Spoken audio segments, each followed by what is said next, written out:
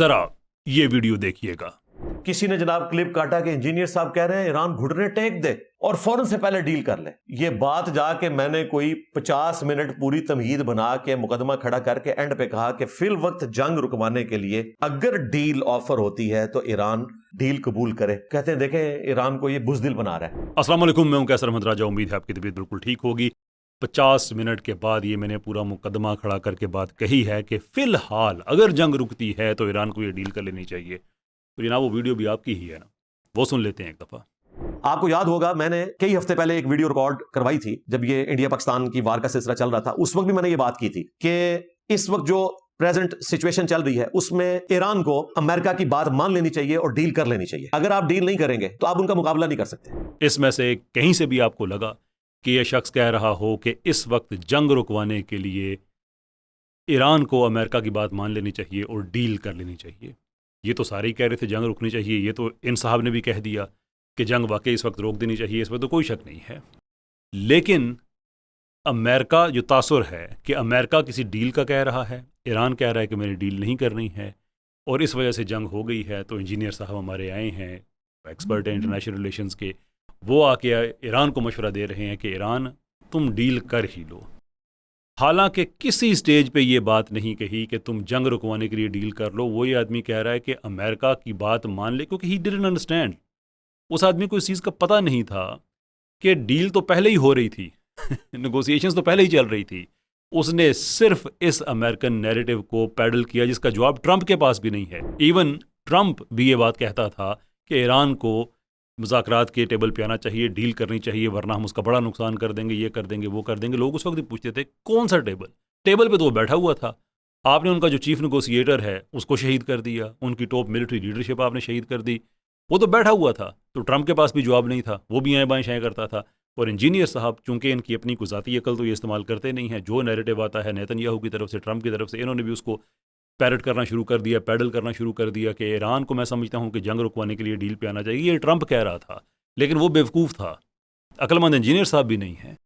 इनसे भी लोग पूछते थे कि जनाब डील के टेबल पे तो बैठा था, लेकिन इनको इस चीज़ का नहीं पता था। इनको फिर बताया गया, मैंने भी अपने वीडियो में कहा, पता नहीं वो इन्होंने पीस देखा किसी और का देखा कि जिसमें कहा कि वो भाई डील पहले से हो रही थी। तो बजाय इसके कि यह आदमी शर्मिंदा हो और कहे कि देखो यार मुझसे गलती हुई है, मैंने गलत कहा था, वो आदमी अपनी गलती को डबल डाउन कर रहा है। ये कहे कि वो जो मैंने कहा था ना कि डील पे बैठे, वो तो मैं कह रहा हूं कि डील वो खुद मांग रहा था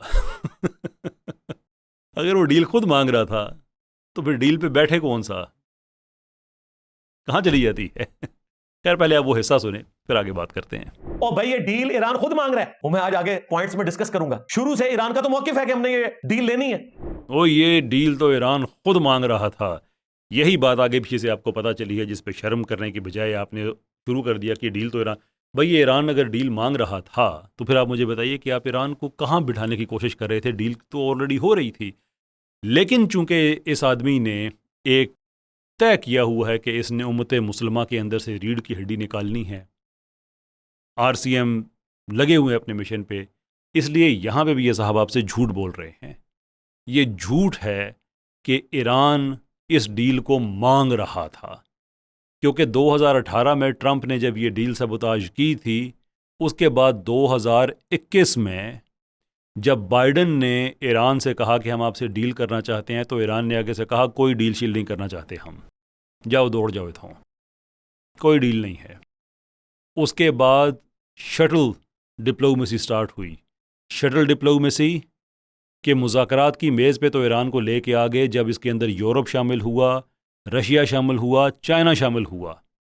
तो शटल डिप्लोमेसी ये थी कि उस वक्त भी ईरान ने इनके साथ एक मेज़ पे बैठने से इनकार किया, उनके कहने पे आ तो गया, लेकिन जो मुज़ाकरात हो रहे थे वो दो मुख्तलिफ जगहों पे हो रहे थे। इधर ईरान बात करता था, इसका पैगाम लेकर ये मुल्क दूसरी तरफ जाते थे, फिर उनका पैगाम लेकर इस तरफ आते थे। अमेरिका कह रहा था कि आप अपनी एक लिमिटेशन जो है वो आप करें, जो आप एनरिचमेंट कर रहे हैं न्यूक्लियर की, और उसके बाद फिर हम आगे मज़ीद देखते हैं आपसे क्या पाबंदियाँ हटाई जा सकती हैं।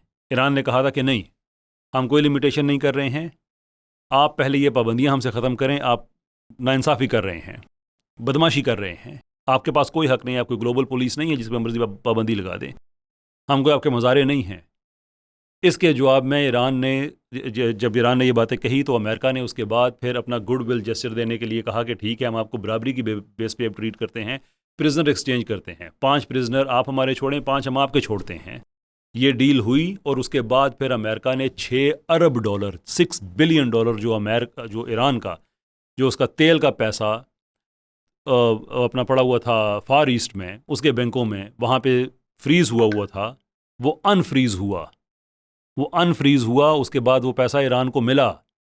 जनाब, ये डील चल रही थी, अगरचे इसके अंदर चेंजेस एंड ट्विस्ट्स आए जब यूक्रेन की जंग लग गई, रशिया उस तरफ बिजी हो गया और मामलात हुए, तो अब भी ये किसी न किसी हवाले से ये डील चल रही थी। लेकिन ये ऐसा नहीं था कि ईरान उनसे कह रहा था कि प्लीज़ मेहरबानी करें हम आज डील कर ही लें। ईरान ने बड़ी अकड़ के इस डील में आया था और अपनी बातें मनवाई थी। मतलब ये समझ नहीं आ रही है इस आदमी को कि जिस डील पे ईरान को मनवा के, अमेरिका को तो उसने साफ जवाब दे दिया था, यूरोप, रशिया, चाइना मनवा के लेके आए, शटल डिप्लोमेसी हुई कि ईरान ने अमेरिका के साथ बैठने से इनकार किया। उसके बाद जाके फिर ये डील किसी न किसी सूरत में आगे बढ़ी। ईरान को उन्होंने $6 बिलियन उसका जो ईरान का था वो उनका वापस किया या रिलीज़ किया। मैं कहता हूं कि ये सारी बातें अगर नहीं हो रही थी तो फिर ट्रंप और इंजीनियर वो कौन सी ऐसी डील है जिसके लिए कह रहे थे कि जंग रुकवाने के लिए डील पे आ जाए? दोनों में से कोई एक बात ही ठीक हो सकती है ना। बंदा अकल से काम ले कि अगर डील नहीं हो रही थी तो ट्रंप की बात ठीक है और फिर इंजीनियर की बात भी ठीक होगी कि जनाब जंग लग गई, अब डील पे आ जाओ। लेकिन डील अगर ऑलरेडी हो रही है, मतलब ये इस आदमी की आप गेम देखें क्या है कि ये आपसे कह रहा है कि जंग ख़त्म करने के लिए डील ईरान कर ले, इसलिए कि डील नहीं हो रही। लेकिन अगर हो रही है ना तो ईरान मिन्नतें कर रहा है। यानी कि दोनों सूरतों में जो क्या कहते हैं अपर हैंड है वो इसके गौसे वक्त कह रहे, ट्रंप को गौसे वक्त कहता है, सबकी हाजात पूरी करने वाला। ये इनकी कोई हाजत पूरी कर रहा होगा, I am not entirely sure.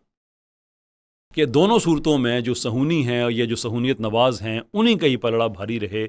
कोई मुसलमान मुल्क तो तोबा तोबा सवाल ही पैदा नहीं होता। और फिर ये बताए कि इतने बिछे हुए थे, अब आगे सुनिएगा कि ये इतने बिछे हुए थे ईरानी कि ये तो इतने उनके सामने झुके हुए हैं कि ये तो कब से कह रहे थे कि जनाब हम कब ऐसा कर रहे हैं, हम कोई बम नहीं बनाने जा रहे हैं, हम फलां नहीं करने जा रहे। वो ईरान का शुरू से एक स्टांस है, वो अपनी जगह पे एक और बात है।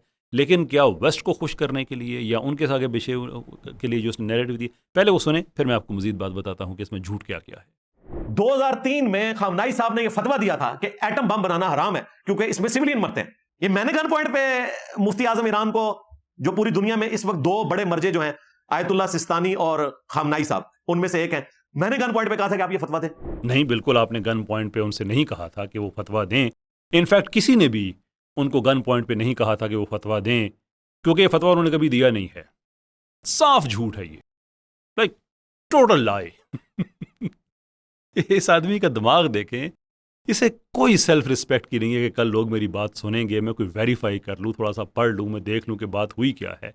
2003 में फतवा दिए। ओ भाई, कोई 90s की कोई कॉरस्पॉन्डेंस एक अपनी जगह पे है, लेकिन ये जिसका हवाला दे रहा है ये हसन रूहानी, जो 2004 में जो होते थे न्यूक्लियर अपना नेगोशिएटर होते थे, उन्होंने ये बात कही कि हमारा ये व्यू है। एनी सेट कि ये थोड़ा सा एक ट्रिक था हमारी तरफ से कि हमने कहा जी हम तो एटम बम को अच्छा नहीं समझते, तो भाई कोई भी नहीं समझता।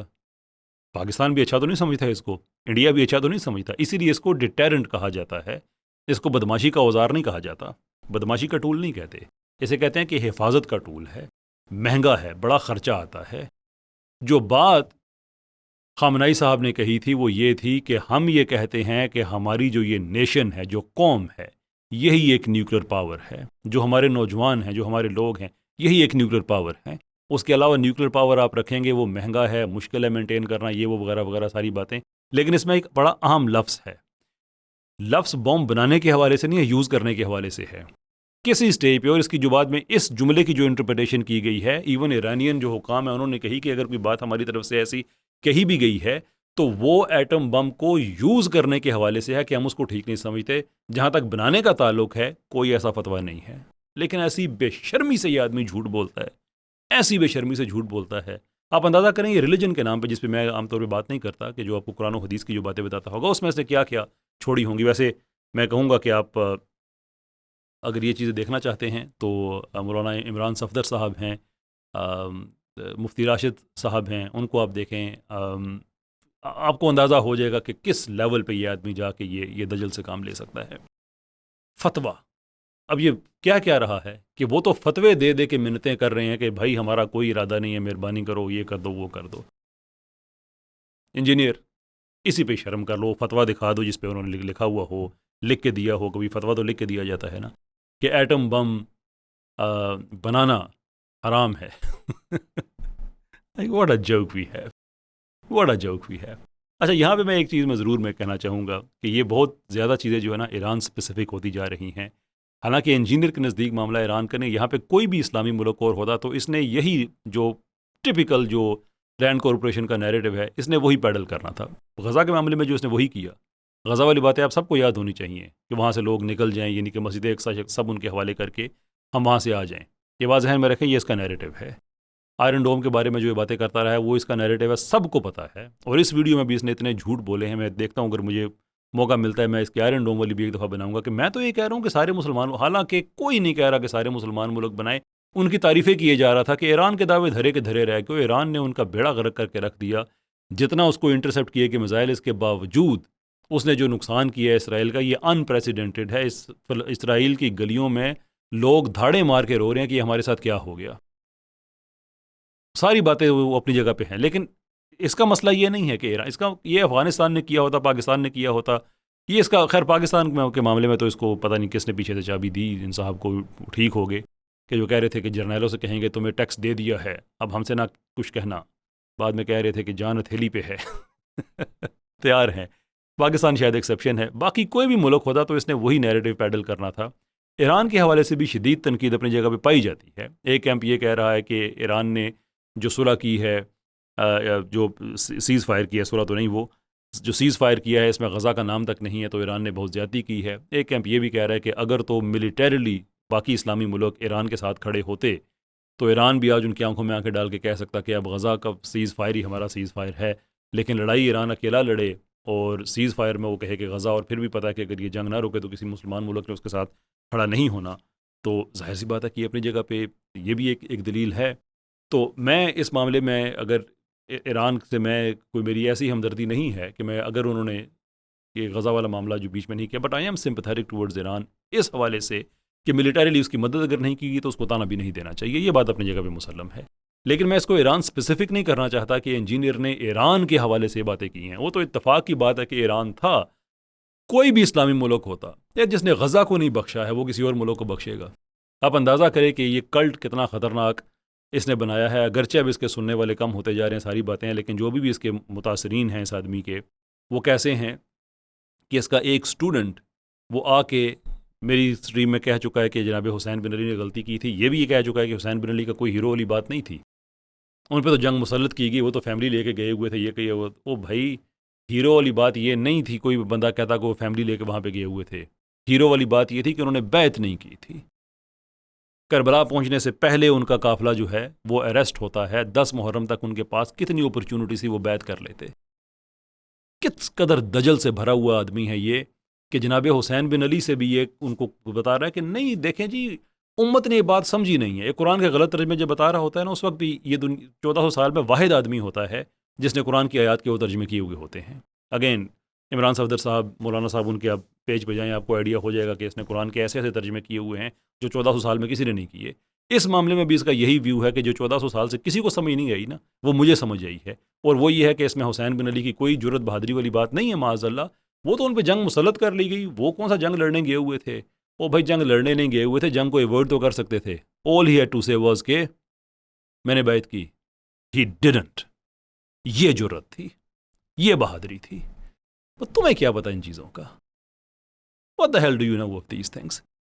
ना रीढ़ की हड्डी तुम में है, ना तुम्हारे मानने वालों में। वो भी आके इसका शागिर्द कह के गया, और ये तो डिसोन भी नहीं कह सकता। इसकी तो एकेडमी के सामने से जो आदमी छीन के जाता है उसको भी कहता है देखो मेरा स्टूडेंट जा रहा है। ये तो कह भी नहीं सकता वो मेरे स्टूडेंट नहीं है। इसका वो स्टूडेंट कह के गया कि हुसैन बिन अली ने गलती की थी।